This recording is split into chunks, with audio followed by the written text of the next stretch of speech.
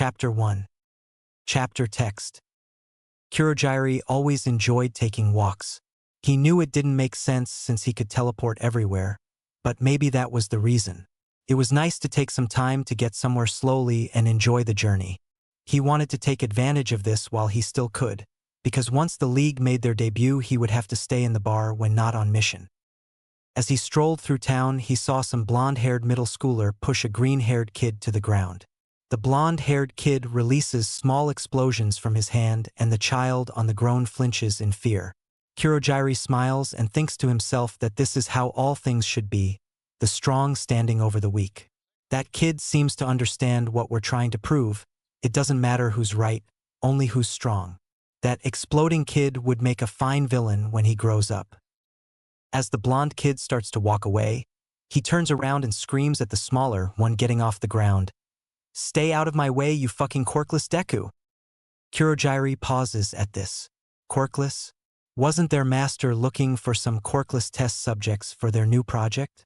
The mission to capture some hadn't been planned yet, but Kurogiri wasn't one to pass up on a golden opportunity such as this. As the child started to stand up and wipe tears from his face, Kurogiri waited until there wasn't anyone else on the street before easily warping away the distracted middle schooler. All for one smirked and laughed as Kurogiri explained the situation. "You've really outdone yourself this time, Kurogiri. It was going to be a hassle to find someone who was quirkless but still young and healthy. They aren't nearly as common as they used to be. I suppose we should get started then." All for one reached forward and grabbed the terrified child who had been watching the conversation. As his yellow backpack fell to the ground, something interesting fell out. Kurogiri picked up the notebook labeled Hero Analysis Number 13 and flipped through the pages and spoke to himself. This child seems to have quite the skill in analysis and an obsession with heroes.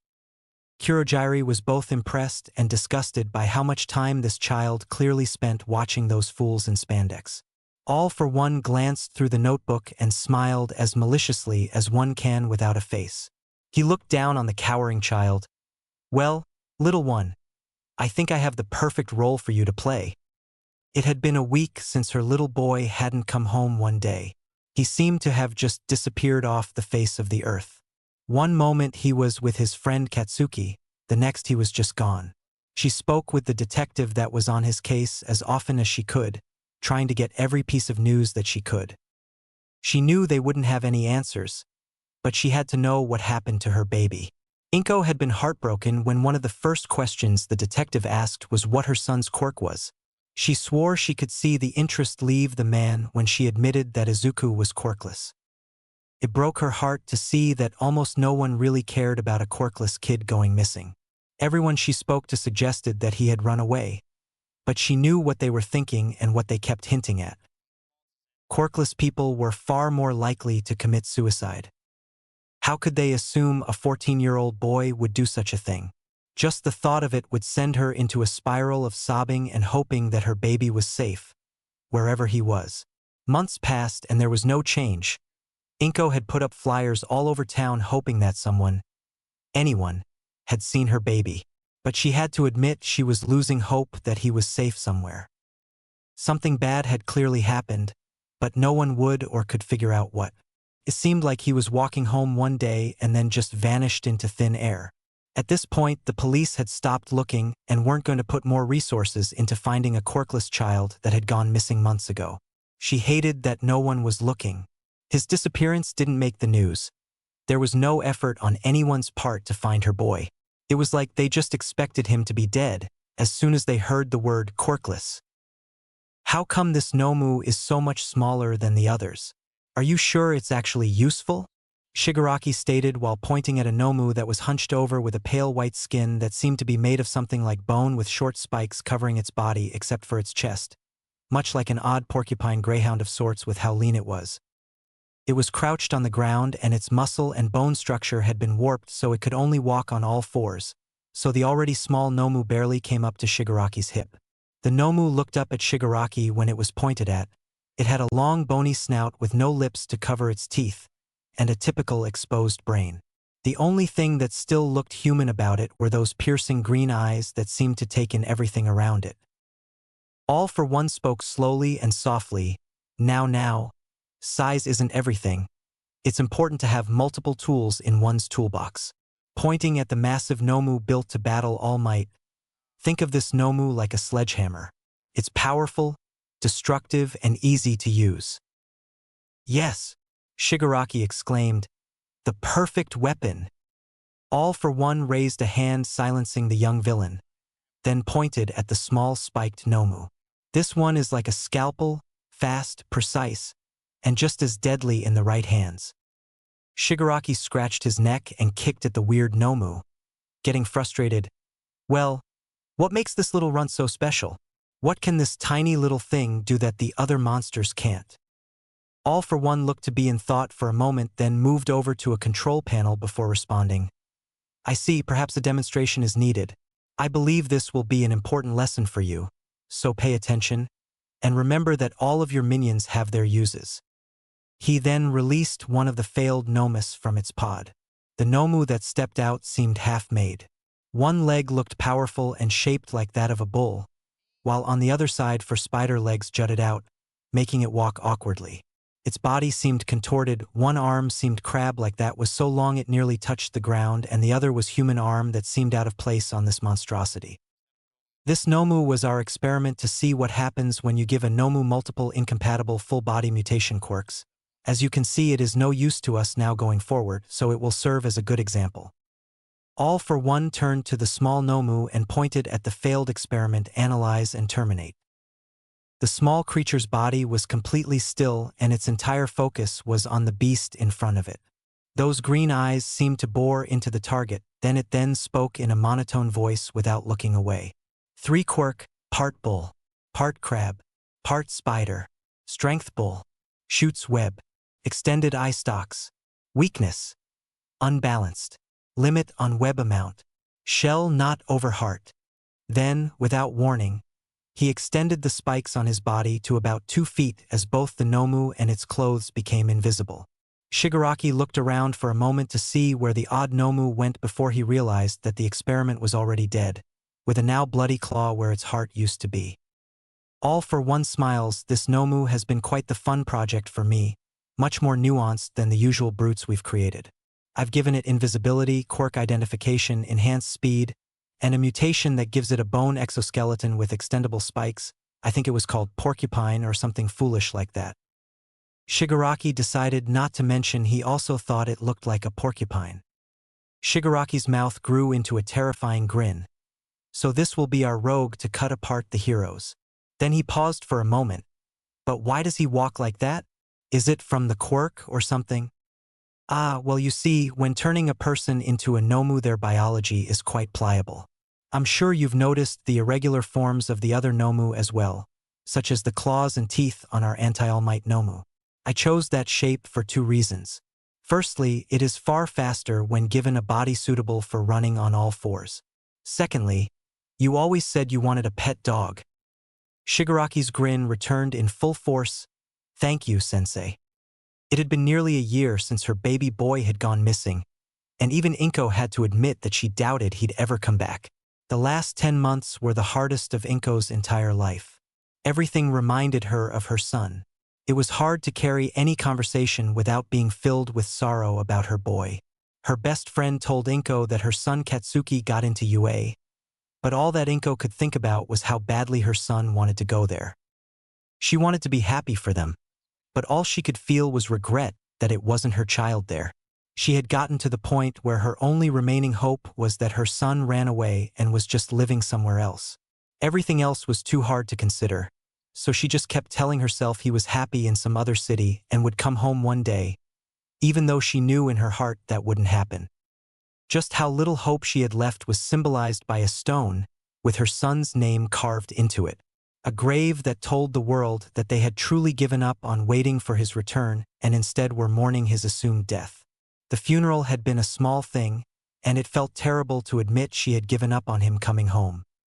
The day was finally here, the big day when they would show the world that the League of Villains is to be feared. Today was the day All Might would die.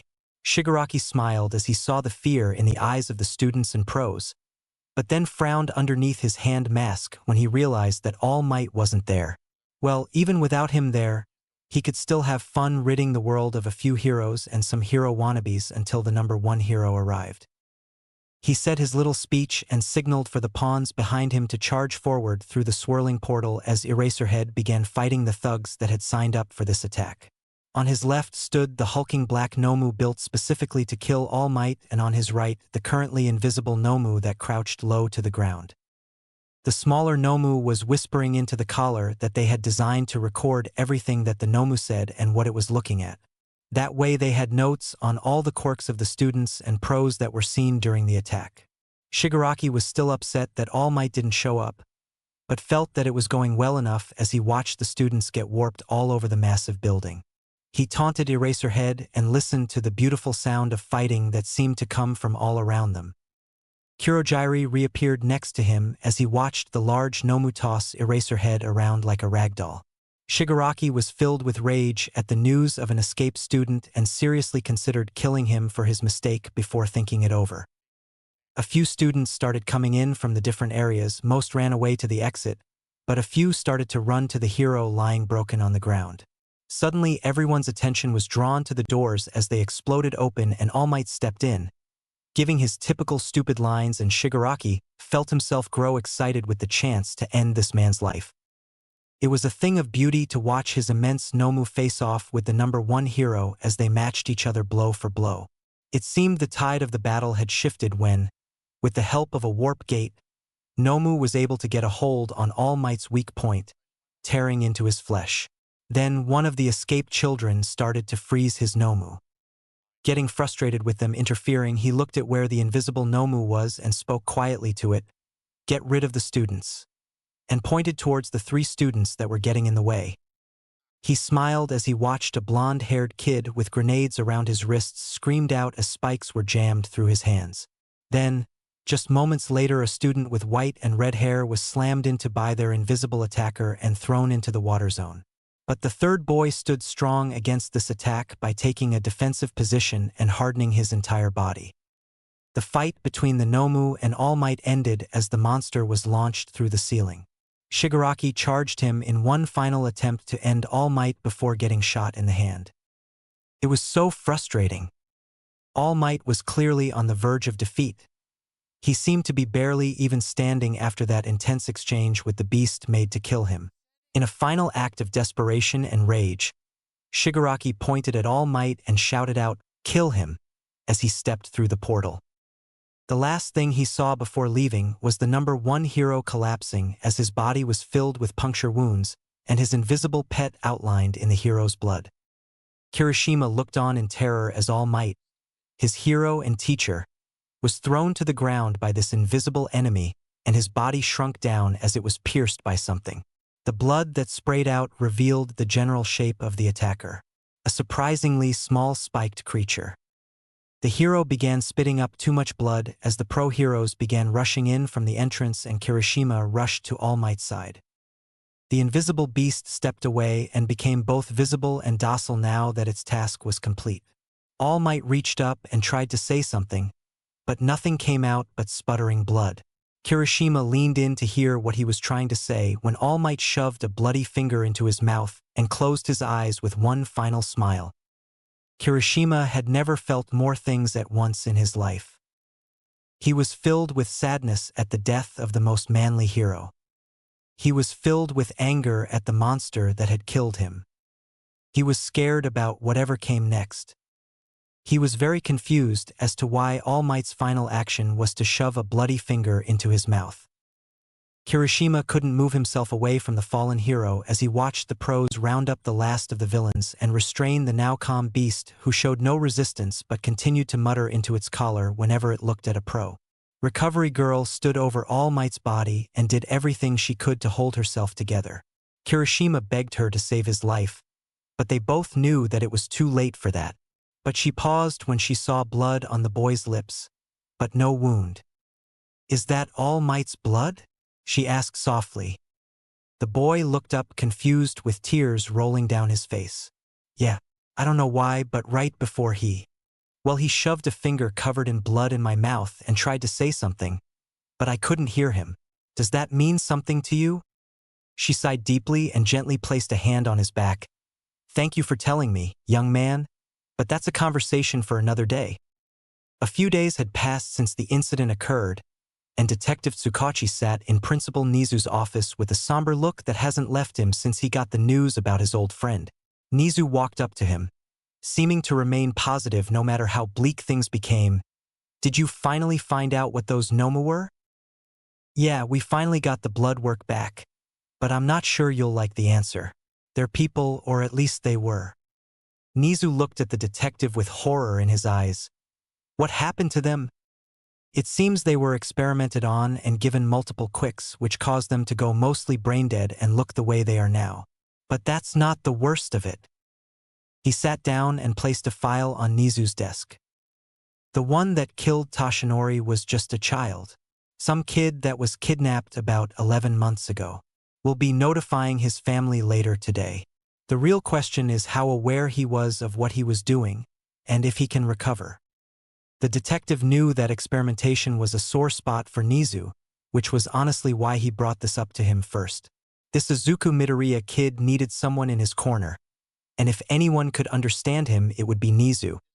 The small mouse rat bear person walked into the facility where they were holding Izuku and spoke to the guard on duty.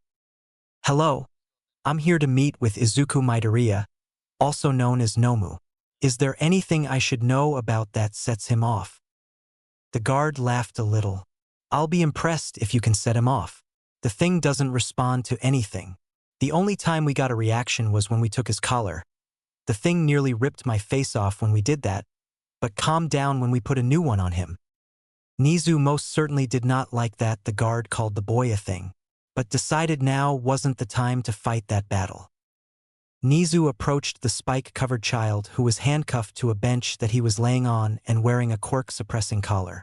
Nizu felt rage at whoever would do this to a child as he looked at the person in front of him with an exposed brain and a blank expression, then backed down as the picture of Izuku before he was taken. The small mouse-like man spoke softly to the boy, laying across the bench on the other side of the interrogation table. Izuku Midoriya? Can you hear me? The only response he got was the boy starting to quietly list the attributes of his quirk in very broken sentences. Nizu sighed and tried again. Midoriya, I think I can get you out of this sticky situation, but you'll need to talk to me. No response. Well, if you don't respond to Midoriya, let's try this. Nizu sighed again, already disliking this strategy. He stood on the table and spoke with as much of a commanding voice he could muster. Nomu, answer me. Izuku immediately looked up, staring directly into Nizu's eyes. Shigaraki has left me in charge of you. Now tell me what your name is. He remained silent but kept looking around, as if waiting for someone to confirm this. Progress, at least he acknowledged Nizu. So he tried a second time, feeling disgusted with himself but knowing that it was necessary. He didn't want to imagine what would happen to the boy if they couldn't get him to communicate. Tell me your name or I'll have to tell Shigaraki you're not obeying me. The boy seemed to curl in on himself at that statement. Nomu. His voice was raspy and slightly distorted from his very non-humanoid mouth. You are Izuku Midoriya now. That is your name. He pointed at himself with a bony claw. Nomu. He sounded very confused this time. No, you're not Nomu, you're Izuku. Izuku Nomu? Nizu felt a pang of sadness at the extent of damage this boy's mind must have sustained. At least he could speak though, the other captured Nomu couldn't even do that much. Well, that's progress at least, Izuku. Now, can you tell me where Shigaraki is? Izuku looked and felt very confused, shaking his head, then paused, realizing that he didn't have the answer to a direct question. Get trouble? As he unconsciously moved a hand over the many scars that his master had given him. Oh, you're not in trouble. Just the opposite. You've done a great job already. Izuku instinctively flinched when Nizu raised his voice. Nizu felt his heart drop and spoke much softer. I won't hurt you, Izuku. You're safe here. I won't let anyone else ever hurt you again. Inko Midoriya slammed the door open as a guard tried to stop her. "Miss, you can't go in there, dash. Where's my baby?"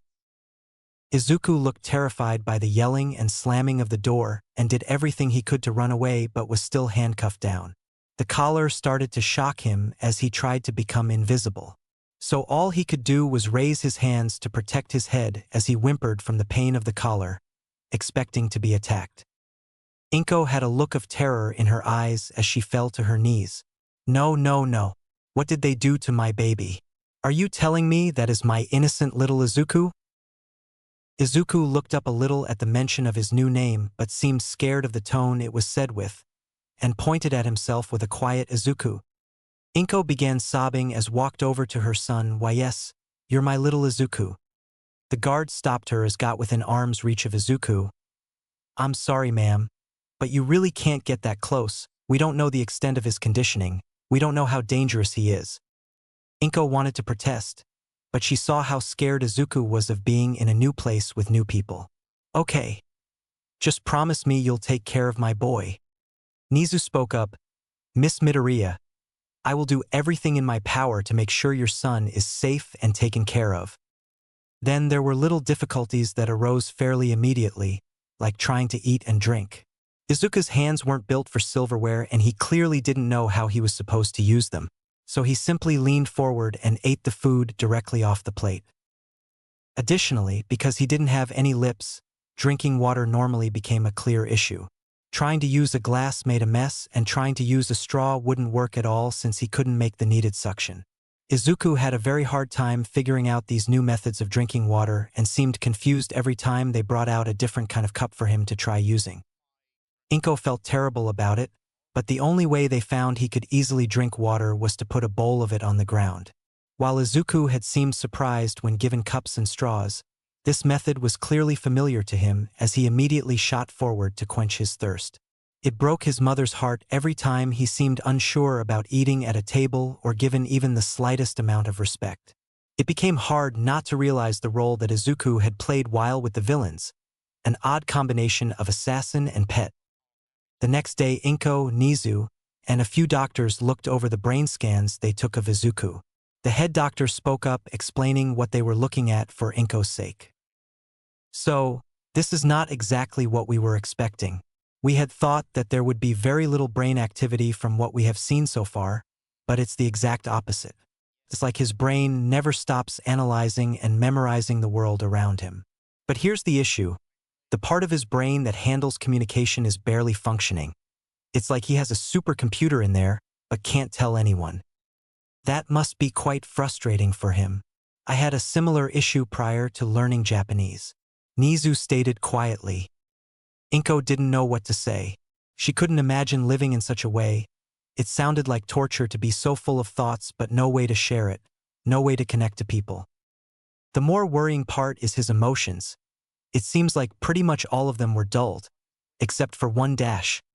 "Fear." Inko cut in, "You can see it in his eyes." "Yes, miss, we're assuming that's how they controlled him without completely wiping away his conscious thoughts like they did with the other person." Nizu calmly asked, "What of his memories?" "He hasn't seemed to have much of a reaction to just about anyone. It appears that all conscious memories before being captured have been wiped, most likely from a quirk, but he shouldn't have any issues going forward." Inko fell backwards into a chair, clutching her chest. "So, you're telling me the only thing my boy remembers is being tortured for months? He will still have any subconscious memories, such as how he feels about certain things, language, or any sorts of associations, but no, he won't have any actual memories from before then." Inko had given up hope that her son would return, and even if she was given a glimmer of it, it was doused by the knowledge that her little boy would never remember her raising him. All those memories together were gone.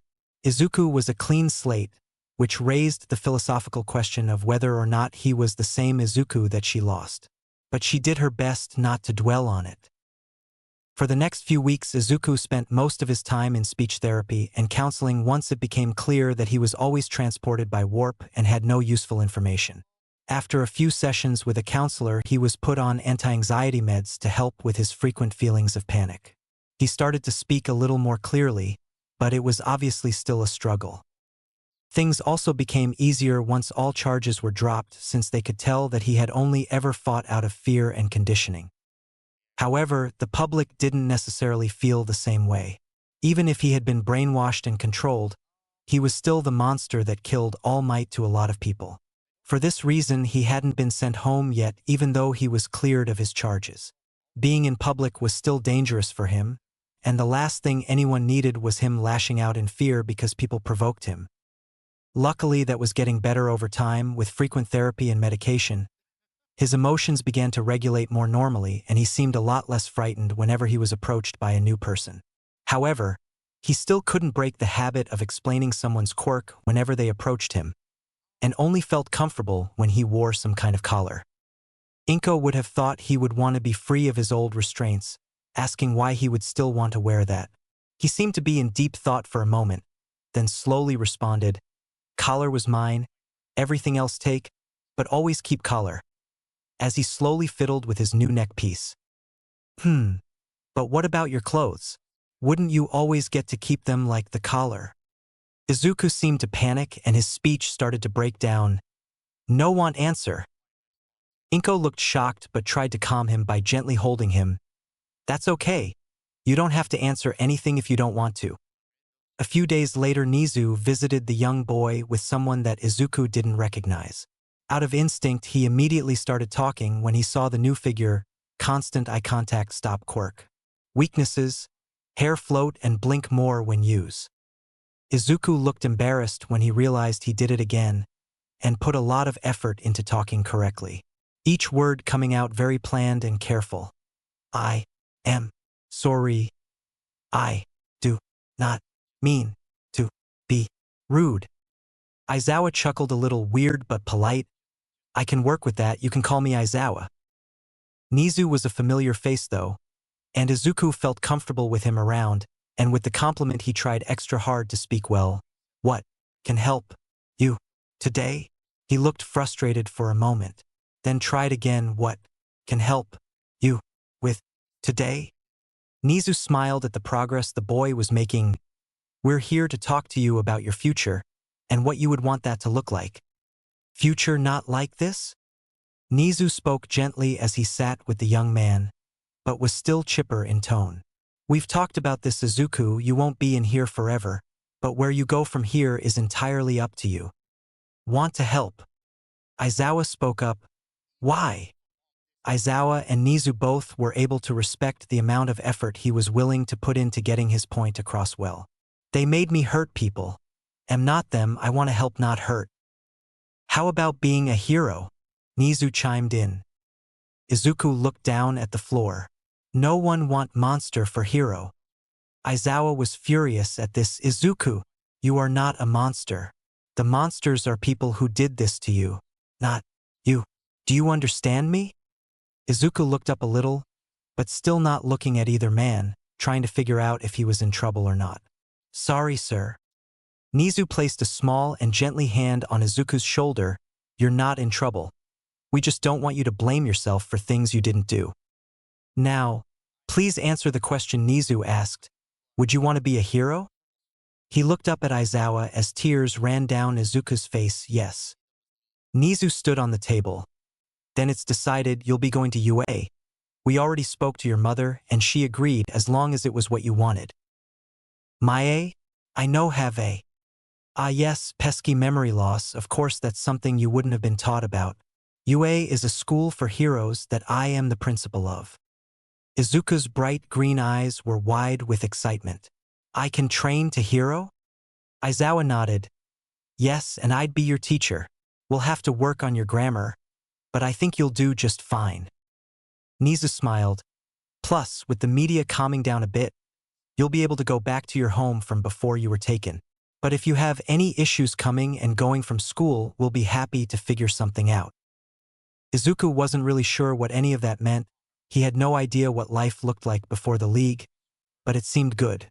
Or, at the very least, sounded better than being with the league. It was not good. He stepped into the room that was apparently his before his memories started. The walls were covered with the face of the man he killed. Was this his punishment? To always be surrounded by that face? Were they angry at him for what he did? So he'd be forced to sleep in a room where those eyes could always haunt him. It took Inko a little bit to figure out why he was crying and seemed scared of the posters. But once she understood they were moved into a box so he wouldn't have to look at them. Other than that, it seemed like a minor change to Izuku. It was just a different room, but the windows were nice. He could see the outside whenever he wanted. A few days later, Izuku did his best to squeeze into the school uniform, but his body just wasn't the right shape, and the spikes weren't helping either. The best he could do was pull the spikes in as much as he could, so they were only a half-inch long. Then he and his mother ordered a specialty uniform from the school, which was actually pretty common due to the range of student body types. The uniform looked bumpy and odd over the tiny spikes, but it actually fit him and he could still walk normally while wearing it, so that was good enough. He also got a new collar that he got to wear with his uniform. It was less noticeable than the one he had before, but it still helped to calm him down. Izuku was very nervous and had practiced over and over to not start analyzing quirks when he meets people. He took a deep breath and walked into Class 1A. Chapter 2. Chapter Text. Aizawa's homeroom class had just gotten settled, and as he pulled himself out of his sleeping bag, he announced to the class, "All right, everyone, we're getting a new student today. I expect you all to be respectful and not make this any more of a headache for me than it already is." Everyone started murmuring to each other about who it could be. Since the sports festival had happened last week, they had been expecting a student from Gen Ed to fill the one empty seat in the room. But everyone went silent when the new student walked in on 4 legs and had an exposed brain. Hello. My is Izuku Midoriya. You call Izuku. Aizawa sighed. Midoriya, you're forgetting to say all your words again, but I'm sure they figured it out, so take your seat. Izuku nodded and began moving towards the empty seat behind the boy with the explosion quirk as the entire class was silent. Then Bakugo stood up, his hand already sparking with tiny explosions. Deku. You're Deku. I thought you died. Izuku's response to this was to turn invisible and run out the still open door. After calming both Bakugo and Izuku down, they tried again. All right, no more of that. I don't care what you all think of Midoriya, you'll be quiet and respectful. Every single person here has earned their seat, and I expect you all to remember that. Izuku went over to his seat and was faced with another problem. This desk was built for humans with human bodies. Izuku was not shaped like a human anymore. After trying to awkwardly bend his not at all flexible bone-covered body into the seat and ripping his uniform in 2 places, he gave up and just sat on the floor next to his desk, and turned invisible again when he realized everyone was still staring. We'll get the desk issue solved as soon as possible. Now, it's time to talk about hero informatics. The class seemed panicked for a moment until he explained further. You'll be choosing your hero names. Izuku felt very unsure about this part. He had only just gotten here and had no idea what he would want to be called. All he really knew was what he didn't want to be called. He was terrified that everyone would only know him as Nomu or Monster. When the rest of the class had gone, the pro-hero Midnight looked at him with suspicion as he sat on the floor in a partially ripped uniform. I know it's only your first day, but could you come up to the front and tell us your hero name? Izuku got up and walked on all 4s to the front of the class, putting his front claws on the podium so he was sort of standing. His board was covered in unreadable markings. Izuku had tried his best to write on it, but his claws weren't exactly built for writing. Sorry, couldn't write name. He laughed half-heartedly and raised his hands. Claws not good. A few class members chuckled at that. He took a deep breath. I will be Izuku. Midnight raised an eyebrow. You're just using your name too? Izuku nodded. Not Nomu anymore, wanna be Izuku. Izuku flinched a little when the exploding teen muttered, "Fucking Deku," and glared right at him.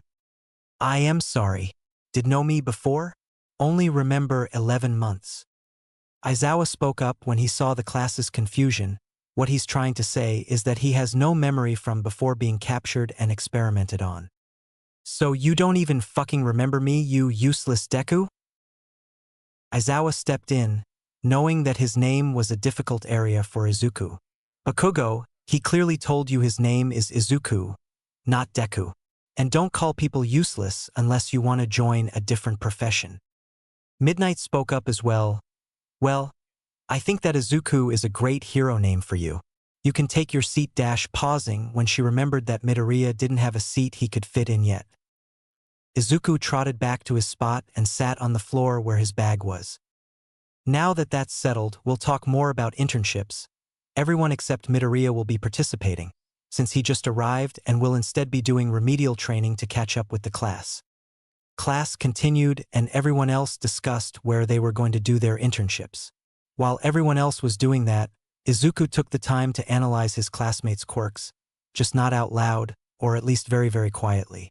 He felt slightly puzzled when he looked at the red-haired boy, who used to only have one quirk that hardened his body.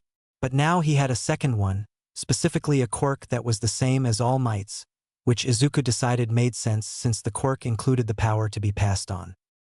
Izuku was used to seeing people with multiple quirks and didn't think it was odd or that noteworthy.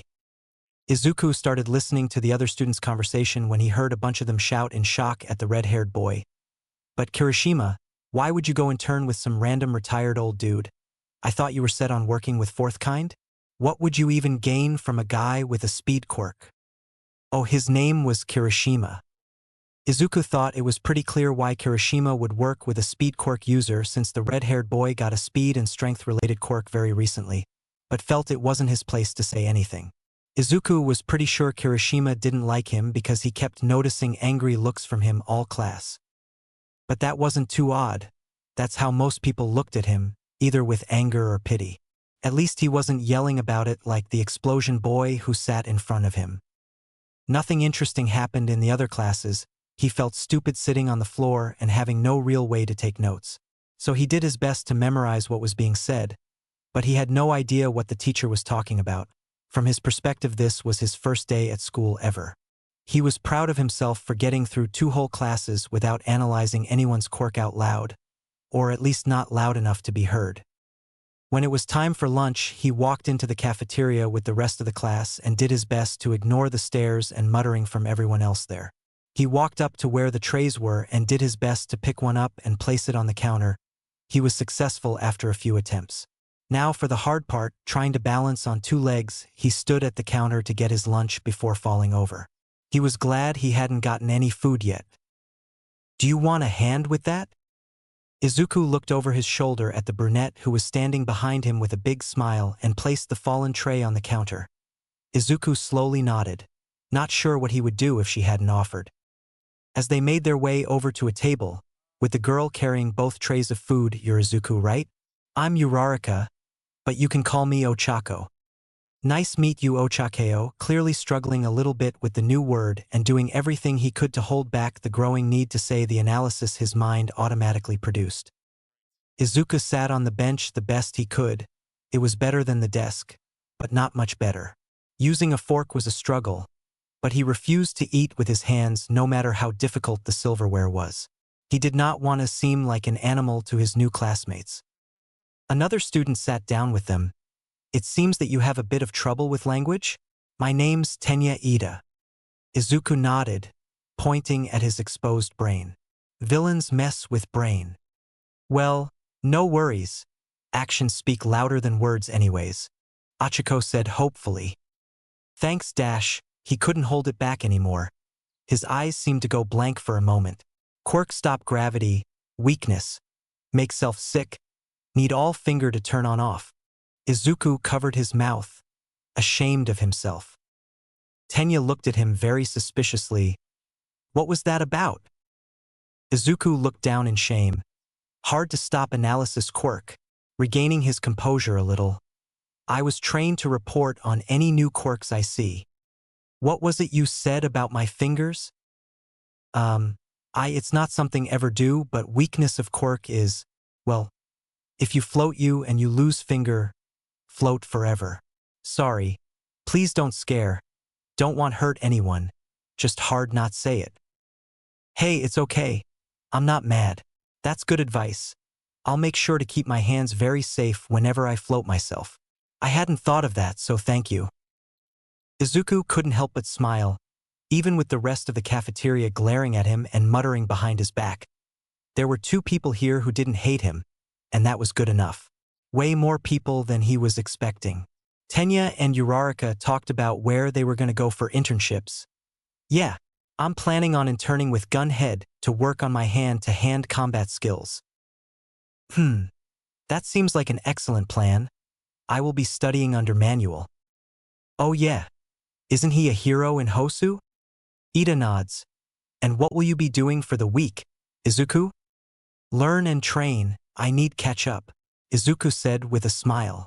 He liked the idea of learning and knowing as much as the rest of class. The 3 of them continued to chat through lunch until a loud voice interrupted.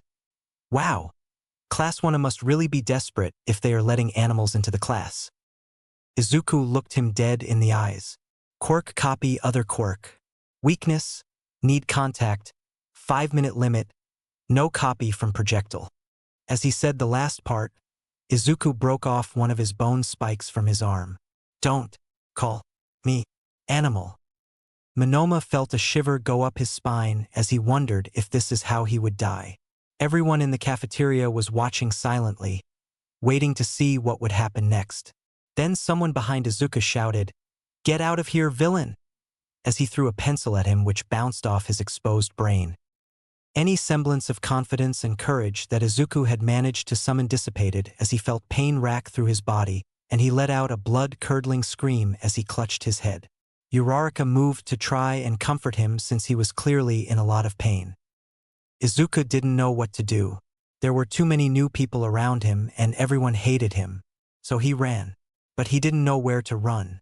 There were people between him and every exit. So the entire school watched in awe as he ran straight up the wall by digging his claws into it and curled up on top of the rafters far above the other students with his spikes fully out. After hearing the commotion, Power Loader ran into the cafeteria. What the hell was that scream? Is everyone okay? Ida and Uraraka ran up to him. Someone bounced a pencil off of Izuku's head, Uraraka said with panic in her voice. Power Loader looked confused at why that would cause such a ruckus. Tenya stepped forward. Allow me to explain. Izuku is the new student here and his brain is exposed. So he is in a great deal of pain and currently hiding in the rafters. He showed the teacher where he was by pointing up at the crying ball of spikes on the ceiling. Wow, okay. I'll go get Recovery Girl in case he's sustained brain damage and see if we can find a way to safely get him down. Please stay here and make sure nothing else happens. Then Power Loader spoke up so the whole room could hear him. All right, I don't know which of you did this, but know that it won't be taken lightly. If I find out that boy has brain damage, whoever did this will be expelled immediately and arrested for assault. Now, lunch is over early today. Everybody out. A chorus of groans erupted from the cafeteria as everyone except Izuku, Tenya, and Uraraka left.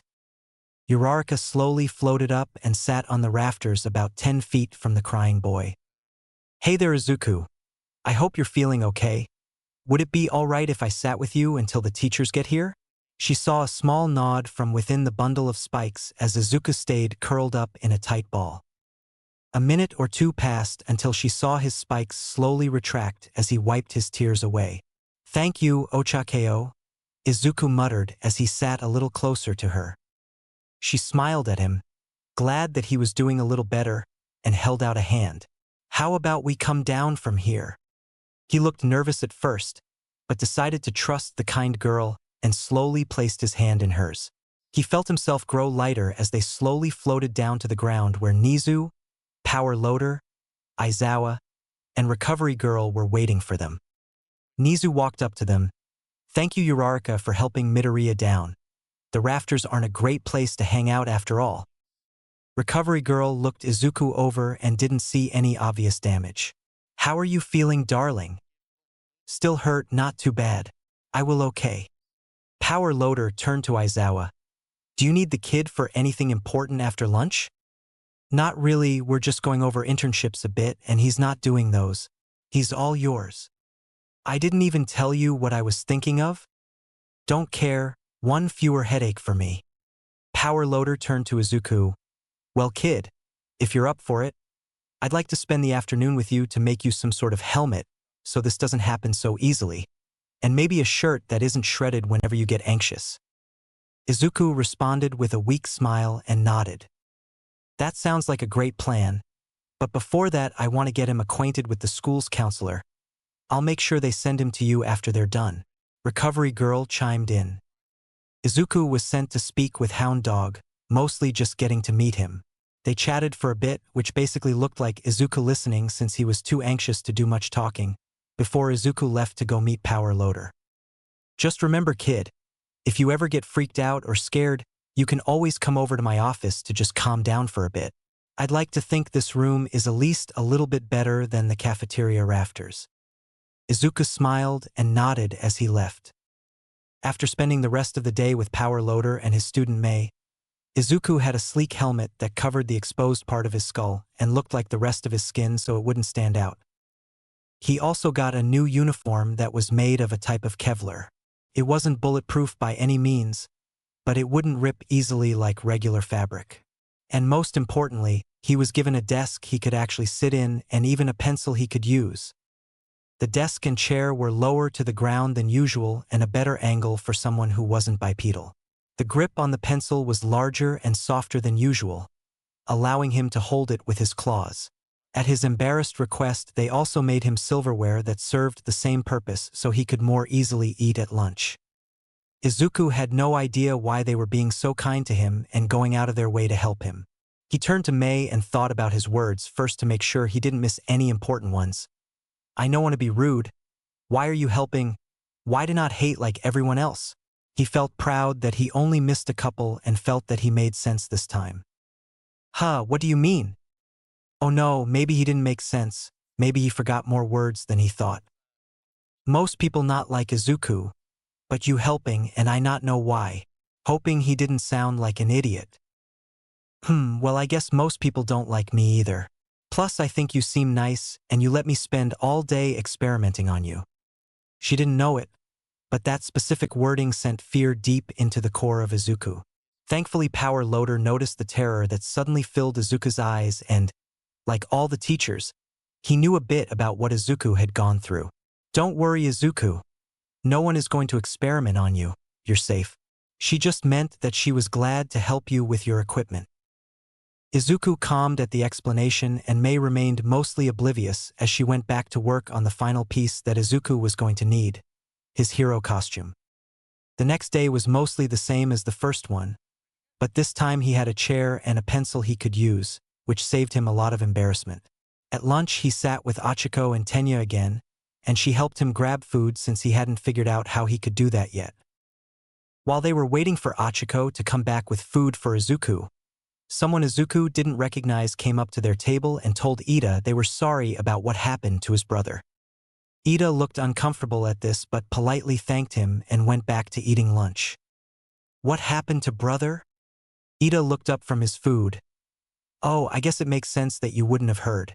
My brother was crippled by the hero killer stain while he was patrolling in Hosu. But you don't need to worry about me. Then it clicked.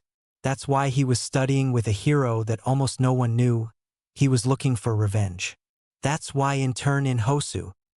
Ida unconvincingly waved it off. Not at all, that is little more than a coincidence. No, Izuku said firmly. You want kill, know that look in eyes. What? That is a ridiculous accusation dash. Izuku raised a hand, claw, cutting him off. Not trying to stop you. You want revenge, need him stopped. Just, no go alone. Not safe. This is not the reaction he was expecting. You're not angry with me? No, let help you not die when do this. I don't want you dragged into my mess, but I'll think about it. Ida thought to himself that if there was anyone who would understand his want for revenge, it would be his classmate that had been extensively tortured and experimented on. The week was mostly uneventful from that point on. Izuku was learning to ignore the comments when he walked through the halls. He didn't care what the others said because he found at least a few people that were kind, and that's all that matters.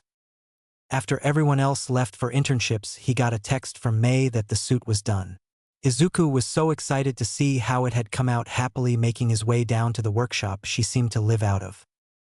She wore a big smile when he got there, grease and soot all over her face and her hair slightly singed. Izuku chuckled a little. Explode? Don't worry. The suit's fine. It was something else I was working on that just keeps exploding. But that's not important. Well, all of my babies are important, but right now this is the most important. Handing him a large black briefcase. He had let May take some creative liberties since he didn't know much on making costumes, so he didn't know exactly what to expect. Opening the case, he saw that it was mostly black with green accents. Even with it still being folded up in a case, he already loved it. He was excited enough he almost tried it on then and there, but remembered that May was right there. Be back, Izuku mumbled as he ran off the locker room to change. As he held up the costume, it looked like Swiss cheese with so many holes in it. Perfect, he thought to himself as he smiled and started to put it on.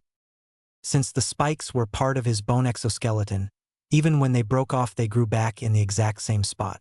So as he slipped the costume on, it fit perfectly over each spike on his body. Took a little bit to get on, but he figured he would get faster with practice. The material was a mix of light Kevlar and a sort of mesh fabric that was great for movement but not very protective. The flexible Kevlar covered his joints and any other chinks in his natural armor. The lighter material covered the rest of him and was pretty easy to get over his spikes when he pulled them in. It had small pockets for holding equipment on his inner arm for easy access and larger ones on his sides. The suit also had a thick Kevlar hood that came to a point just above his eyes, adding a second layer of protection to the giant weak spot on his head. But beyond basic utility, he had to admit the hood also looked pretty cool. Once he had it on and was done admiring himself in the mirror, he ran back down to the workshop to show May. Yes, my baby looks so good on you. You better only come to me when you need more babies. Izuku had a big smile. Of course, yours best. You know it. The pink-haired girl shrieked in excitement. I already have some stuff you can put in those holders. She began looking through some drawers and moving things around the cluttered workbench. I also made this baby for you, pointing to a small earpiece built into the suit's hood. I know you have a hard time using your phone with the whole claws instead of hands thing. So I made sure you had a way to communicate hands-free. It syncs up to your phone so you get notified if there's an update or something like that. I could be your eyes in the sky telling you important stuff while you fight. Pumping her fists in the air at the last part. They began discussing what kind of equipment he would want with him. She insisted on including a compact taser, which he agreed would be good. Then they included the basics like bandages, other first aid equipment, and restraints. They bounced some ideas off each other and wrote down possible designs for the ideas that didn't suck. May was trying to find a way that could turn his spikes into tasers without also electrocuting him. He felt normal when he was with her. He wished more than just a few people treated him like a human, but for now this was enough. That weekend Izuku had gotten all the materials he needed to start studying in earnest. His mom was supportive and made sure he had space to work. Izuku was very far behind the rest of the class, and was glad to have an entire week to catch up at least a little. He studied hero laws, history, math, and any other topic in the stack of papers Aizawa had given him, listing out everything he needed to know to be where he needed to be. But he was surprised at how much he knew. He had no idea why the math and the regulations made sense to him. He'd never seen these before, but he knew the answers. He tried not to worry about it and started memorizing all the bits that didn't make sense, which was still a lot of the material. Although villains weren't much in the way of teachers, he had learned how to memorize things very well, and that skill was definitely paying off now. His mind wandered to all for one, making him memorize what works against which quirks and bad things whenever his strategies weren't good enough. When he was sent to spy on people and report with perfect accuracy about the person's quirk and their weaknesses. If he couldn't find enough weaknesses or didn't report fast enough, more bad things would happen. Inko looked over at her son studying and could recognize when his mind started wandering to the events of before he was rescued. She sat with him and gently held his hand. It's okay. You're safe here. No is going to hurt you. Inko was a little surprised but happy when her son leaned over to her and gave her a hug as he tried to hold back tears. trying to forget the bad things. After a couple of days of studying, it was time to review fighting skills. His teacher assumed that this portion would be much easier for Izuku given his past. To start off, Aizawa needed to know the extent of all his quirks, so he had Izuku practice with only one at a time while taking notes on his current level of ability. The invisibility was an impressive quirk. It worked as an emitter quirk that lets him bend light so it goes around him instead of bouncing off. This let him be invisible with equipment on, and raised the possibility of being able to extend his invisibility like a field. The drawback was it cost stamina to use, especially if he tried to extend it at all. His speed was good, but it took time to build up. His quirk worked by stockpiling his momentum, so he was barely faster than anyone else from a standstill, but once he got up to speed he was like a streak of white as he ran on all fours. Aizawa sighed as he watched Izuku run the track just to go flying at the turn. Again, the nature of his quirk did not make turning easy. But it wasn't all a waste. They learned one new thing about Izuku's speed. He could build up momentum by going back and forth, basically running in place then exploding forward. Same thing with more isolated attacks. By moving a hand over and over, he can build up speed and release a punch with impressive power. The spikes were a straightforward quirk. They can extend up to 2 feet and shrink down to large bumps barely 1/2 an inch long. They can be regrown easily if broken off and don't seem to cause him much pain when broken. Well, either that or the kid has crazy pain tolerance while he demonstrates. Aizawa notices that the spikes don't seem different from the rest of his bony exterior and asks if breaking the spikes feels like breaking bones. Izuku glanced over with a confused look. Why would not it? All bones are bones.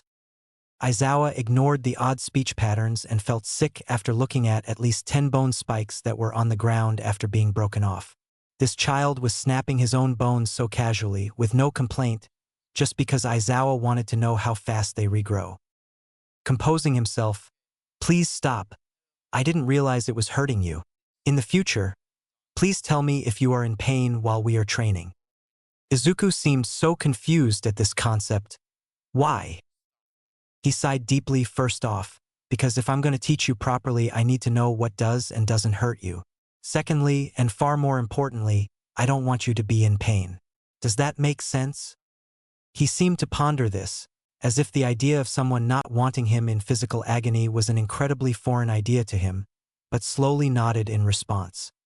How the hell was this kid so kind to others after all that's been done to him? From what Aizawa could tell, his student's life was a living nightmare, but he just kept on smiling the best he could with a mouth not made for smiling. But you could see it in his eyes. This boy felt nothing but love and fear for everyone around him, and it broke this teacher's heart. How could anyone do this to such a kind and innocent child? What do you need to grow those back as quickly as possible? Calcium and sleep. Drink more milk tonight, go bed early. All right, definitely do that. After that, Aizawa decided to test his fighting ability the old-fashioned way. Okay, Izuku, I want you to attack me so I can see your style and where you are at. Izuku looked mortified and no, this kid would break his own bones without complaint but shuts down the mere suggestion of sparing? Why not? He seemed to struggle for a moment to explain before slowly putting it into words. You are nice to me. What does that have to do with anything? Izuku looked just as confused as Aizawa did. Why would want kill nice to me person? Then it clicked why this kid was clearly strong but terrified of fighting. Why the slightest conflict sent him into a panic, even if he was much stronger than the aggressor. Izuku had never been in a fight that didn't end in someone's death. We can fight without killing. No one has to die in a fight. The concept was obviously foreign to the boy, but he nodded slowly in agreement. Aizawa walked over to a closet and brought out a dummy that was made for training. It was shaped like the upper half of a person and built of a sturdy foam-like material. Okay, how about this instead? We'll start with practicing on this until you get used to fighting without killing. Izuku smiled, clearly liking this plan much better. All right, to start out, show me how you normally attack. No invisibility though. I need to see what you're doing. Izuku stood about 30 feet away from his target and started running forward until he got up to an impressive speed. Then, as he got within about 10 feet, he leapt into the air. 3 spikes stretched out from his right arm and his claws raised on his left. As he landed, in one fluid motion, he stabbed the 3 spikes into the dummy's chest and slit the throat. Aizawa felt a hint of panic when he recognized the results. They had found numerous bodies with nearly those exact wounds over the last 3 months before he was rescued. They thought it was some new gang or an enforcer. They had been using Izuku to kill anyone who crossed the league. Aizawa brought him over to a punching bag. I want you to hit this without breaking it. I need to go handle something. Practice attacking without spilling any of the sand that's in the bag. If you mess up, just move on to the next one and try again. We've got tons of these. Aizawa walked away and called Detective Tsukachi and explained the situation. He'd be coming over later today with files to see if Izuku recognized the victims. After his conversation, Aizawa walked about into the training area and saw 2 completely destroyed punching bags, and Izuku standing in front of a third, hitting it gingerly, as if it were made of porcelain. Aizawa realized this would take a while and took a nap until the detective arrived. As he walked over to grab his bag, he turned to Izuku. You've been at it for a while now. Take a water break. Izuku looked down at the ground, clearly embarrassed. Can't. Aizawa sighed internally and externally. What kind of crazy shit happened that he doesn't feel comfortable drinking water? Why not? Izuku's eyes stayed glued to the floor. Only have water bottle, but need lips to use. Don't like bring bowl to school. Embarrass. Aizawa thought for a moment. All right, come with me. He brought the new student over to a water fountain and showed Izuku how to use it, doubting that water fountains of all things would be embedded in his subconscious memory. It was a bit of a learning curve, with water getting everywhere at first, but eventually he figured out how to use it. Izuku was thrilled that he wouldn't need his bowl at school. While Izuku was making a mess figuring out how to drink water, Aizawa was already taking a nap. After the destruction of nearly 10 bags, Izuku got a handle on not breaking them. He focused on hitting it with the side of his extended spikes or the palm of his hand. Once he figured this out, he started being able to hit it with actual strength. Aizawa woke up to the sound of Izuku making a sound that sounded like an odd mix between a bark and a cough. After a few moments of trying to figure out what was going on before realizing he was laughing, Aizawa smiled under his scarf as Izuku laughed in delight, as he hit the bag over and over with incredible speed and power, but didn't break it, at least until he got excited and built up too much momentum, sending the bag flying across the room. But it was definitely progress. Good work, kid. Now go get cleaned up and meet me at the principal's office when you're done. We need to chat with you about something. Izuku smiled at this. Most students would be nervous to go to the principal's office, but Izuku loved talking to Nizu. Nizu was the first nice person he met, and he made Izuku feel safe. Izuku trotted off to the showers, wondering what Nizu wanted to talk about. Izuku didn't expect the detective to be there, but he was always nice to Izuku as well, so he didn't mind. But what Izuku did very much mind was the photo on the table. There was a stack of files on Nizu's desk in chronological order, and the picture on top brought back bad memories, a lot of bad memories. It was a photo of the first non-Nomu person that Izuku had killed. Killing other Nomu wasn't nearly as hard. They didn't care about dying. They weren't upset about it happening even if he cared about them. It was a situation where they would be forced to fight to the death, where it would either be him or them, and dying in these fights was the only escape from the experiments. But other people were very upset about being killed, and that made it a lot harder. Izuku couldn't say or do anything, just stare at the photo as memories rushed through him like a tidal wave. He had been told to kill this man, he didn't know why, he never knew why. But right before Izuku did it, he started to beg for mercy, for his life to be spared. This made him hesitate, and both Shigaraki and All for One didn't like it when he did that. All for One used telekinesis to force him to kill the man. Then bad things happened. A lot of bad things happened.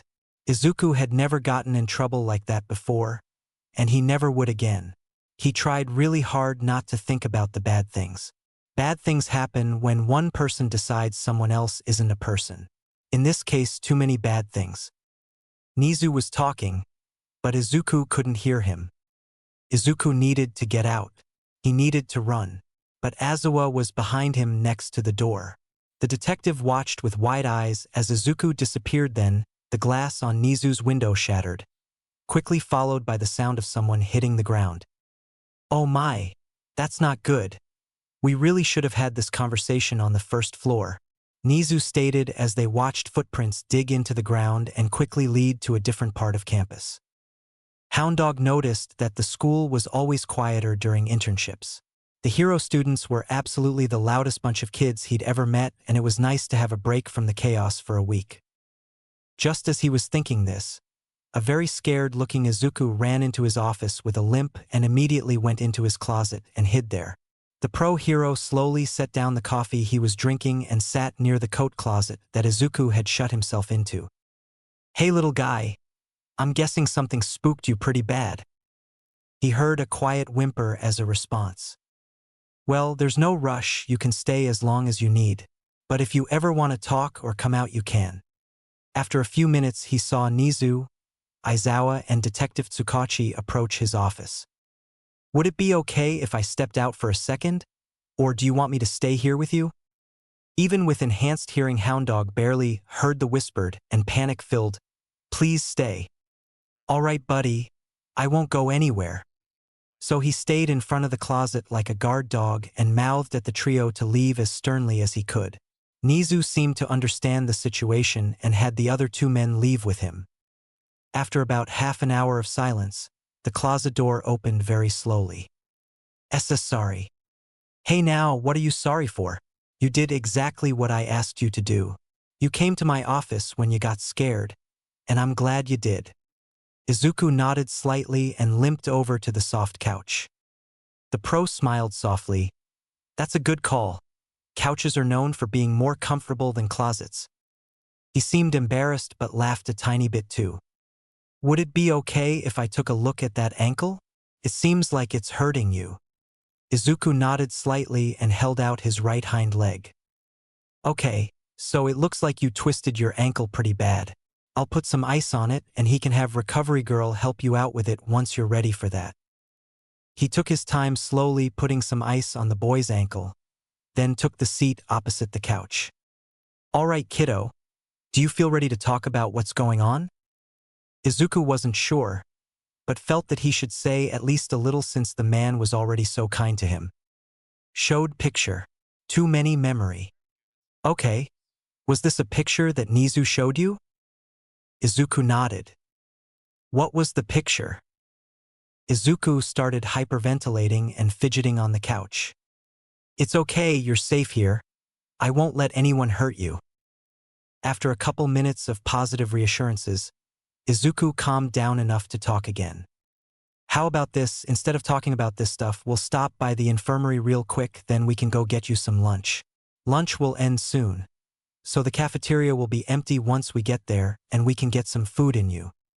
Izuku nodded, liking the idea of having lunch without other people around. After a quiet lunch, Izuku decided to go back to training with the punching bags. He really liked the idea of fighting without killing and wanted to be better at it. Once Izuku had left, Hounddog stomped into Nizu's office. He was barely holding in his anger and his words started coming out more like angry growls. "What the hell kind of picture did you show that poor kid? He couldn't even tell me without having a panic attack." Nizu slid over the file that Izuku had seen. At first he was confused. What about this plain-looking man had anything to do with scaring Izuku so badly he hid in a closet? Then he read the file and it clicked. "You took a boy with more trauma than I can put into words, and showed him a photo of a man he killed while being controlled by villains. The hell is wrong with you?" "In our defense, we didn't know he killed the man. It was only a theory, one that his reaction unfortunately proved. Never pull this kind of shit again, that kid is in a fucking fragile state. If you're ever unsure, bring it to me instead of a traumatized child."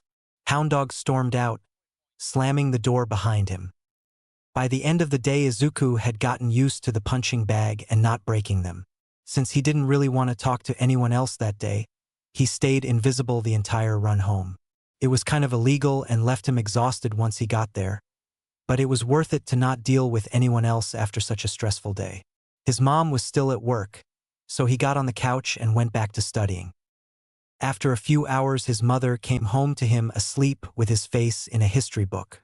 She was so glad her son was home again.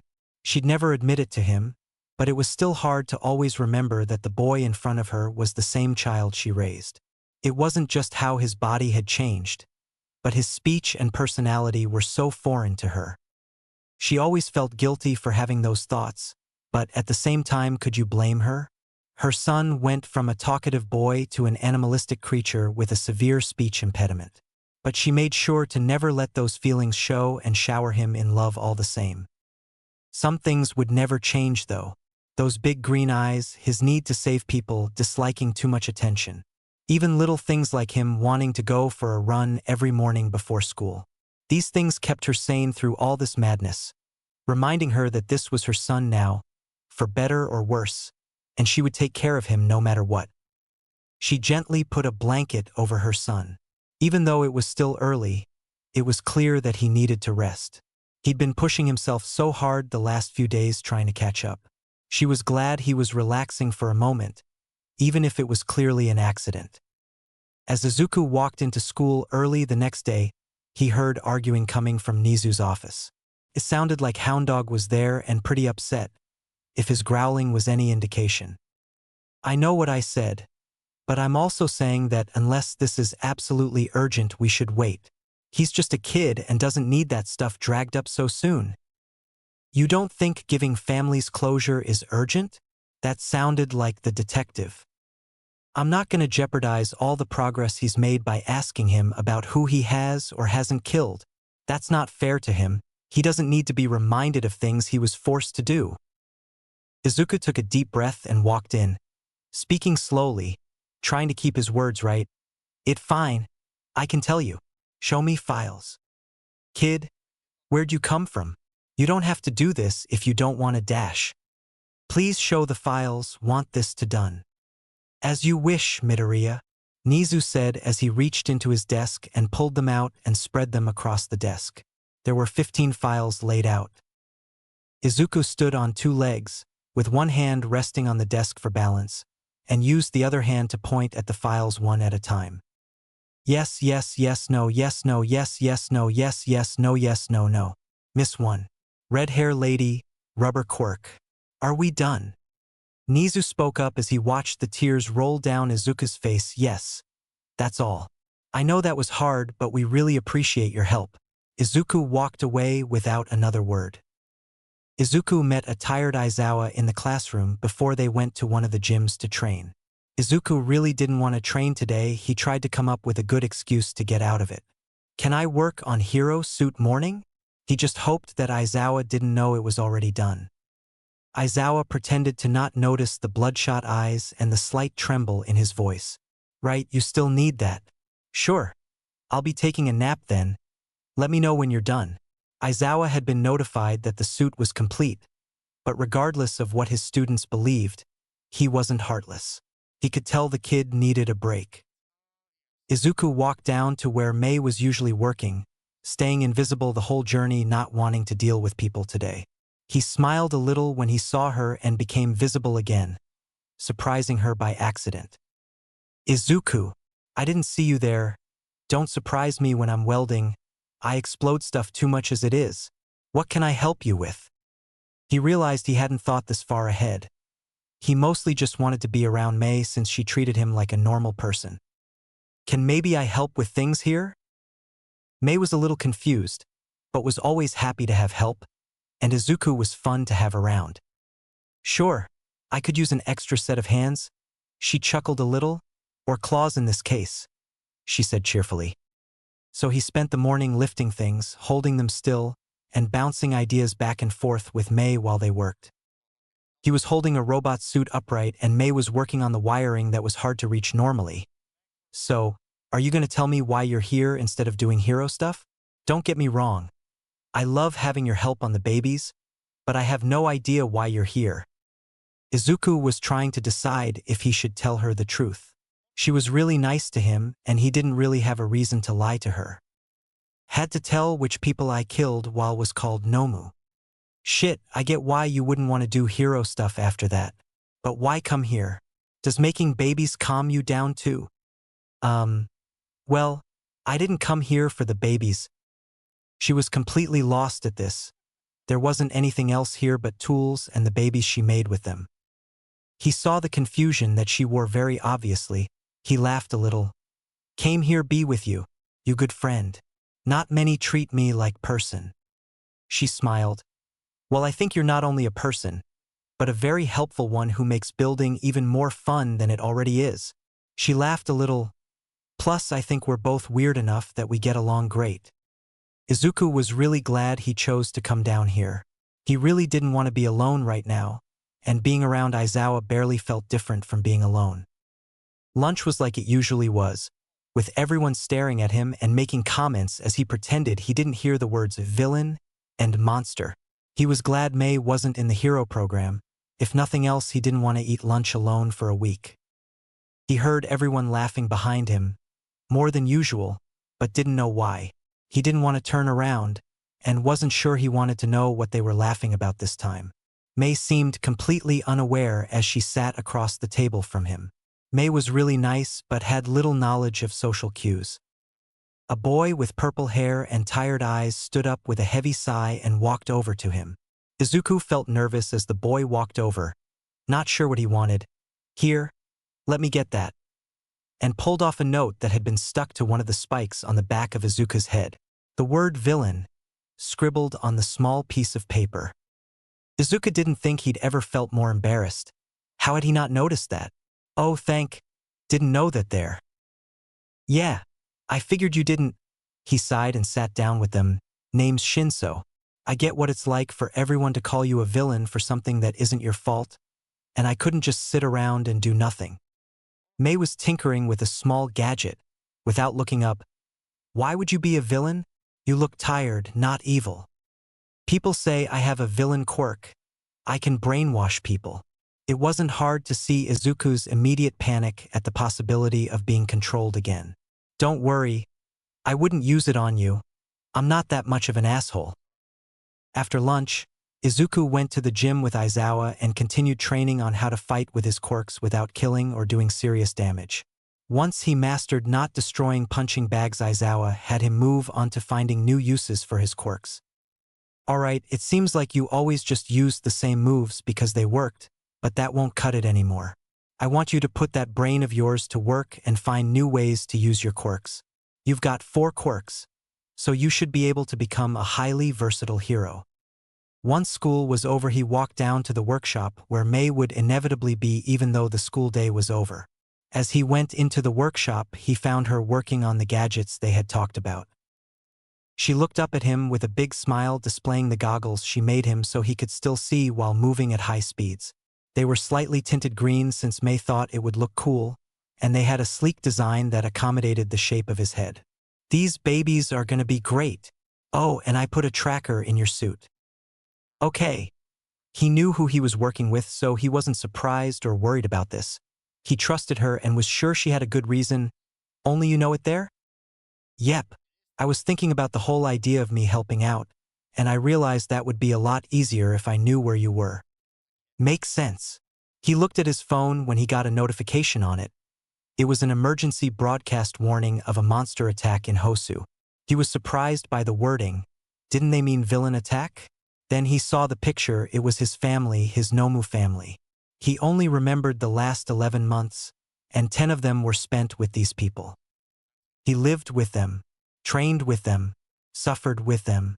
They were the only ones who he felt truly understood what he went through. And Izuku knew exactly what would happen next. The heroes wouldn't treat his family like the controlled innocents they were. They wouldn't even treat them like the villains who controlled them. No, they would treat his family like wild animals and kill them all. May not have been the best with social situations, but she wasn't stupid either. Anyone with a brain, exposed or otherwise, would know that those Nomu would be killed, not captured. She wasn't going to let her friend go through that pain without at least trying. As Mei looked over to him, Izuku was already getting into his costume and turned on his comm that was linked with a headset she had. He handed her his phone. "Tell me if update." She nodded to him and went over to a computer and put on her headset, making sure that they both knew in case anything changed. She didn't like that he was running off on his own to probably fight the heroes in order to save those close to him, but she could tell how important this was to him. And who was she to tell a hero to not save his loved ones regardless of the risk? All of his fear and meekness seemed to fall away, and she knew he was going to do this even if she didn't help. There were reports of a black and green streak shooting down the highway towards Hosu, but luckily everyone's attention was focused elsewhere, mainly on the fact that Hosu was on fire. Mei was in his ear giving directions once he was getting close to the city. His body hurt from the speed he was going. His bones started to ache from hitting the ground with such force. It didn't matter though, he had to save them, at least some of them. Even if it was just one, it would be worth it. He refused to let his family die by the hands of heroes. He started to slow down, giving some relief to his body as he entered the city. He was about to head towards where the fighting was still going on when Mei spoke up. "All right, I've been keeping an eye on the situation, and it looks like most of the fighting is happening about a mile from you between Endeavor and the Nomus. Oh, and you just got a message from Tenya Ida. It's just his location though. Actually, he's pretty close to you. I wonder why he sent that with no context." Izuku knew exactly why. Ida found the hero killer and needed help, but couldn't say that over text for obvious reasons like giving Izuku plausible deniability. So Izuku had a choice: fight the hero killer to save Ida, or fight Endeavor, the #1 hero who was known for being ruthless, to save his family. Mei's voice sounded shaky as she tried to hide how scared she was. "Hey, I know how important it is for you to save them, but Endeavor will kill you. And who's gonna help me build my babies if you're burnt to a crisp?" He knew he was right, but if he couldn't save his family, at least he could save a friend. "Send to Tenya's spot. He fighting Stain." "You're sure? Okay. I'll guide you there." After about a minute or two of navigating Hosu at an unsafe speed, he heard a scream cut through the air. Izuku dashed into an alleyway and saw Ida on the ground with the hero killer aimed to strike down at him with a katana, while another man who looked nearly dead collapsed against a wall. Launching himself between them, Stain jumped back and raised his sword in a defensive stance. Ida looked up with a tiny glimmer of hope in his eyes. "Izuku, you actually came." Izuku was terrified. Everything in him wanted to run away and hide. That's what was drilled into him from all the time he spent the villains, how to fear. More importantly, how to turn that fear into a weapon. How to fight like you're sure you'll be killed if you make a single mistake. How to win because every other option is too horrifying to consider. He was terrified of the villain in front of him, but he would win anyways. "No, let you die." Izuku began to analyze his enemy's quirk as the two sized up the other. "Ida, what your blood type? When paralyzed?" "What? Why should that matter?" The fear was clear in his voice. Type A, and just a minute before you arrived." "You still down for few minute?" Stain stepped back a little. How the hell did this thing know that blood type mattered? Then Stain got a better look at him. He knew this monster. Everyone who did their research knew he was the beast that killed All Might. You killed the one true hero. You will die by my hand." Izuku forced himself to ignore everything Stain said as he became invisible and extended his spikes. Izuku wanted to end this quickly, and it seemed Stain felt the same way. The villain charged him and made a wide swing, hoping to catch his invisible opponent. For a moment the tip of the sword disappeared as it grazed Izuku, but drew no blood since it bounced off of his tough costume and tougher shell. Stain knew this would be a difficult opponent, since he couldn't see or cut him easily. Izuku swung back, but he was blocked by a katana as Stain laughed. "I can't see you, but I can hear you. That bony shell of yours is too noisy for your own good." But the oncoming sword strikes weren't what Izuku was really fighting against. The man clearly didn't take care of his weapons, so they weren't very sharp, and unless he was able to get a direct hit on a chink in his armor, the sword wouldn't draw blood. His real enemy was fatigue. He'd used too much energy getting here so fast, and keeping up his invisibility drained him even more, but dropping it was a bad idea against a skilled enemy. If he could hold this guy off until Ida could move again, he'd have enough breathing room to win, but as it is now, he was forced on the defensive with no chance to strike back. Then he heard in his ear, "Izuku, if you're trying to buy time or just need a second, get this guy talking. He's known for ranting about his ideals whenever he can." Izuku jumped back for a moment, standing just in front of Ida, then became visible and looked Stain in the eyes. "Why? What you want?" "Oh, so the monster speaks." Pointing down to the man Izuku didn't know bleeding out on the ground. "Why kill him? He's nothing but a fake. He calls himself a pro-hero, but he's doing it for money and fame. It's my duty to purge all fake heroes from society." Izuku took a much-needed breath, glad that he took the bait to start talking. "That make you true hero then?" "Absolutely not. I am a necessary evil to keep heroes on a righteous path." "Your name? Who the Stain? You or fakes?" Stain had a wicked grin at that. "Both. But if there weren't fake heroes, I wouldn't need to exist. And you're the worst of them all. You killed the greatest of all the heroes and now you're pretending to be one while you defend this fake." The killer pointed at Ida, who came here not for justice but for revenge. Izuku felt the slightest tap on the back of his foot, Tenya subtly signaling he could move again. "And for that, you'll both die." Stain lunged forward and Izuku became invisible and charged at him as well.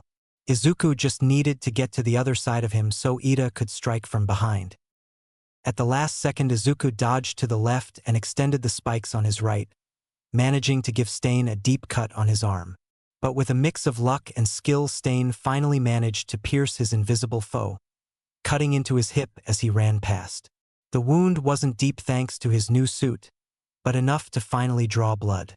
Stain quickly licked it and saw a now visible and paralyzed Izuku behind him, with his spikes still fully out since he couldn't use his quirk to pull them in.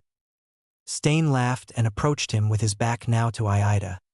"I will take great joy in ending your life, killer of all might." As he raised the sword to strike, Ida moved at his absolute max speed and kicked him into Izuku. Stain yelled out in pain as his left leg was stabbed in 4 places by his immobilized enemy. Izuku bit down on the other leg that got close enough to his jaws, thankful he could still move his face. Stain tried to turn and face Ida, but Izuku made sure that he wouldn't make his job easy as he broke the man's leg between his teeth. At that, Stain turned his focus back to Izuku swinging his sword down at the boy immobile. But this moment of distraction was all Ida needed. Getting in about 3 steps to build up speed, Ida pushed his engines to their absolute limit, feeling them on the verge of stalling, and delivered the most powerful kick he could to the side of Stain's head. From the force of the blow, his head whipped to the side with frightening speed, and all 3 in the alleyway heard a sickening crack sound as the hero killer went completely limp and his head hung at a completely unnatural angle. After a moment of silence, Izuku heard Mei's voice. "Are you okay? What's going on?" "Oh fuck, please be alive." "I okay, Stain dead." "I guess that makes us Team Laundry Detergent." "Get it, because we got rid of a Stain. I know murder isn't something you're supposed to joke about, but he was a terrible person, and the joke had to be made." "Not terrible as you jokes." "My god, did Izu could just make a joke. The world is complete now." "Need to go, we'll talk later." "All right." When Izuku saw the confused look Ida gave him, he pointed at his ear and said, "Calm Link." With the paralysis ended, the injured man on the ground stood up holding his wounds. "I'm the pro-hero native. Sorry I didn't introduce myself. You two seemed quite focused. I suggest you get out of here now before other pros show up. I'll tell them that I have no idea who saved me. It's the least I can do for you after saving my life." He then limped over to the sword on the ground and wiped it off on his bloody shirt. "I'll make sure to clean up this mess. We don't want cops to have your DNA on record. Now get out of here before you get spotted." As they started to move away, they saw Native close his eyes and focus as rats and birds started to move into the alley, cleaning up all the bits of bone and blood.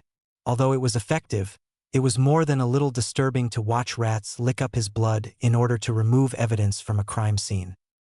Ida and Izuku stood in an abandoned building not too far from there, and Ida completely broke down. Izuku wasn't doing too great himself, but tried to hold himself together for his friend. I should turn myself in. I just killed a man. I'm not a hero. I'm a murderer. Tenya fell to the ground with his head between his knees and his hands over his head. Tenya, I'd be dead if you didn't.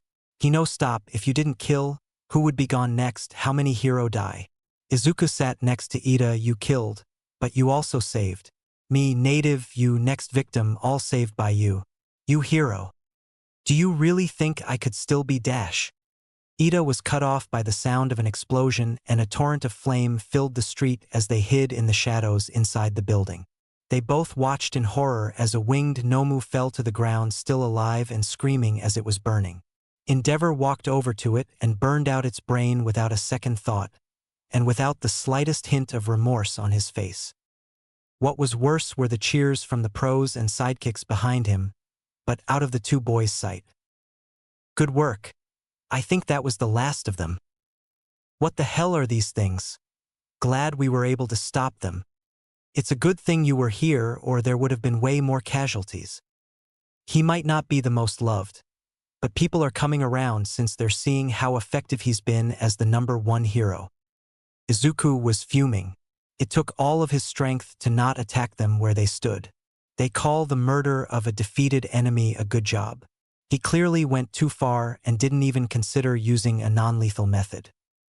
As the heroes walked away, Tenya put a gentle hand on his shoulder. I think I see what you meant. If I hadn't acted, you would have died. And between letting you live and staying, I'd save you any day. But that was just murder. No one was saved. It was just killing without remorse or regret. If that's the bar being set by pros, then I think we more than meet the mark. Izuku was relieved that Ida thought of the still burning Nomu in front of them as a person, a human being, and that his death was murder. Izuku began to sob and held on to Ida. They all dead. Why my family dead? Why? Ida realized just how close his friend was with the dead Nomu littered around the city. Ida came upon a dark realization. A villain had crippled his brother, but the heroes did far more than cripple Izuku's family. He hated himself for thinking it, but in this case he wondered if the hero or villain was worse. All the Nomu were just like Izuku, innocent civilians who were kidnapped and experimented on and turned into weapons. They weren't evil like Stain was. They were just being controlled, and both Izuku and the other rescued Nomu showed even the worst-case scenario is just being unresponsive. And the best-case scenario from saving the Nomu was sitting right next to him. It left a sick taste in his mouth that the heroes with Endeavor didn't even try to stop this senseless killing. Instead, they praised him and thought that this would help his popularity. And Ida hated that he knew it was true. The people would love Endeavor for this. Chapter 3. Chapter Text. You need get back manual. Tenya didn't want to do anything right now. He wanted to sleep and hide and think. He really needed to think, but he knew Izuku was right. Are you good to go back home on your own? Yeah, I go slow this time. Izuku started jogging back home, taking a less visible route this time. He opened up his chat with his pink-haired friend. May. Hey there. How'd the escaping go? I'm guessing pretty good since you're not dead or in jail. Yeah, got away. But family is all gone. None got away. I saw. It's all over the news. Watched burn my brother death. Are you okay? Don't know. Can see you, don't want go home now. That actually works out great, since I told your mom you were hanging out with me over text since she wanted to know where you were. By the way, she says she loves you and is glad you made a friend. But you need to be home by 10:11 at the absolute latest. Thank help. May could tell he was panicking. His speech always broke down when he got scared or panicked. So she tried to be reassuring as she told him how to get to her house. You parent care? Nah, they're never really home. My dad travels a bunch for work and my mom's in jail for selling her inventions on the black market, so it's pretty much always just me at home. Once Izuku had the energy for it, He became invisible and ran down the highway. He couldn't risk being seen again, but didn't need to go as fast this time, so he was able to handle the strain. Running and talking to May helped him get his mind off of watching his brother burn, even if just for a moment. After a few more minutes, he got to May's house and she quickly let him in. He had never felt this tired, physically, mentally, and absolutely not emotionally. With all of these things together, he essentially collapsed on the floor once he got inside. May turned off the comm link and sat on the ground with him. "Hey Izuku, how about we move you off the floor?" He whined at needing to move but slowly got up as he walked over to the couch and laid down on it with his head in May's lap as he quietly cried. May had no idea what to do with a crying boy. She barely knew what to do with a regular boy, let alone a crying one. She was really good with robots and blueprints, but crying boys were neither of those things, especially since he had a really good reason to cry. So she just gently put a hand on his back and sat there with him. He didn't say another word that night and eventually cried himself to sleep as he stayed close to her. He woke up early the next morning looking up at May's face. She was still asleep but in pajamas, which is not what she was wearing when he fell asleep. First he felt embarrassed that he fell asleep on her. Then he panicked realizing he hadn't gone home that night. His mom will be so worried and upset. His phone was right next to the couch and he was about to call his mom to apologize when he saw that there was a text conversation with his mom that didn't happen. May must have used his phone to clear stuff up with his mom. "Hey mom, I know you said be home by 10, but stuff on the news was hard to hear. Could I stay with friend Hatsum overnight?" "Of course, darling. I know this must be really difficult for you. Let me know her address and I'll drop some of your stuff off tonight." "Thank mom." He also saw he had a single text from Ida. "Thank you." Izuku decided it would be best to respond in person, since everything he wanted to say would be incriminating. So he just replied, "Of course." Izuku was a bit embarrassed by May's accurate representation of how he spoke, but looked over at the bag of his stuff in the corner. He still had time before they'd need to get up and get ready for school. So for now he just did his best to relax and just lay there with her. He realized he was still in his hero costume and wondered if his mom had seen him sleeping in it since he was also under a blanket. Eventually he got up before May woke and started getting ready. He realized some of his spikes still had blood on them, along with his suit. So he took a quick shower and got dressed before washing the suit by hand to get it as clean as possible. Luckily they had lots of stain removers, which made sense since May was always covered in grease.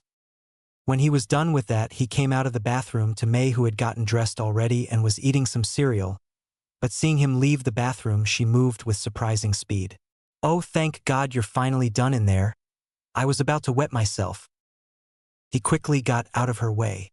"Sorry, had to get blood off suit and spikes." "Okay, that's maybe the only acceptable excuse for taking up the bathroom for so long." "You talked to my mom?"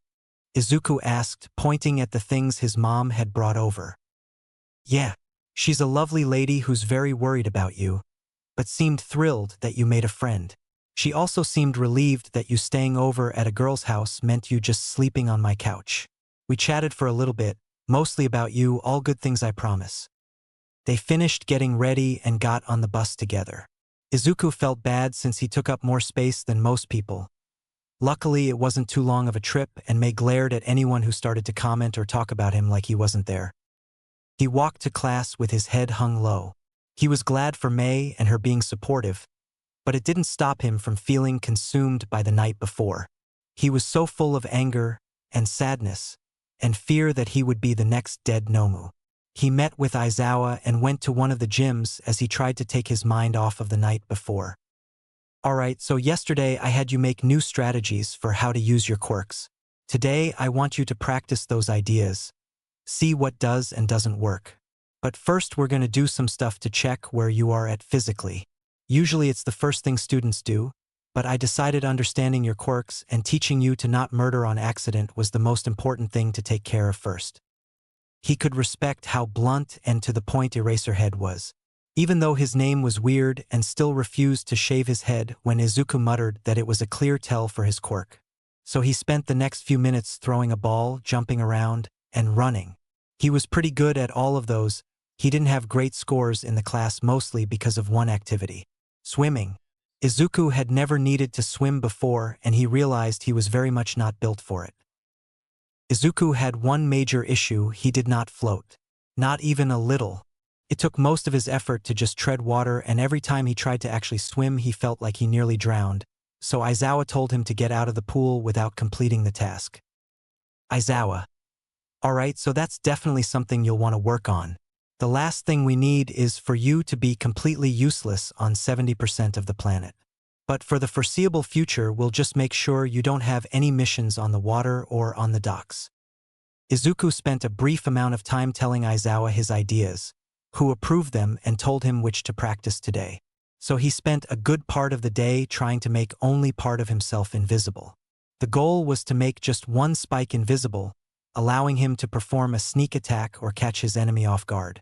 Diverting light around his whole body had become intuitive to him at this point, so doing for just a specific point took a lot more focus, and was hard to hold while he moved at all or grew the spike. Then he practiced making things other than himself invisible. He could do it, but it was hard to maintain, and it was harder the further away the object was. By the time lunch came around, he'd made some progress, but not a lot. He was glad to go to lunch since he was absolutely exhausted from using his invisibility so much. Mei helped him grab his lunch, and they sat together with Shinso discussing what they were all working on in class right now. She was working on making a drone that she could use for surveillance. He talked about the ideas he practiced that morning, and Shinso talked about how bored he was. He didn't really feel challenged. I just wish I could prove I could be a hero, but I've never really had the chance. The entrance exams were robots, making me useless. And my big chance to shine at the sports festival, I'm up against an ice user who doesn't seem to talk at all. Just my luck. Izuku nodded. You deserve to be hero.